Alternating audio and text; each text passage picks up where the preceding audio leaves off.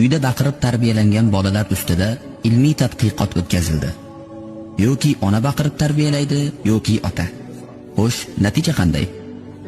Bunday bolalarda miya rivojlanishi baqiriqsiz tarbiyalangan bolalarnikidan ancha farq qiladi. Olimlar nimani aniqlaganini bilasizmi? Ma'lum bo'lishicha, baqiriq bilan tarbiyalangan bolalarda duduqlanish muammolari, tushunish bilan bog'liq muammolar, nutq va tovushlarni idrok etishdagi muammolar mavjud. Va yana peshob tuta olmaslik holatlari asosan baqiriq bilan tarbiyalangan bolalarda uchrashligi aniqlangan. Ba'zi holatlarda depressiyaga ham olib kelgan. Tarbiyani xotirjam va muloqot orqali berish kerak.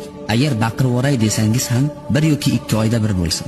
Farzandingizni qanchalik yomon ko'rsangiz ham, unga qanchalik g'azablansangiz ham har kuni unga baqirmang. Chunki bu bolaning shaxsiyatini buzadi. Bolani o'ziga bo'lgan ishonchini yo'qotadi.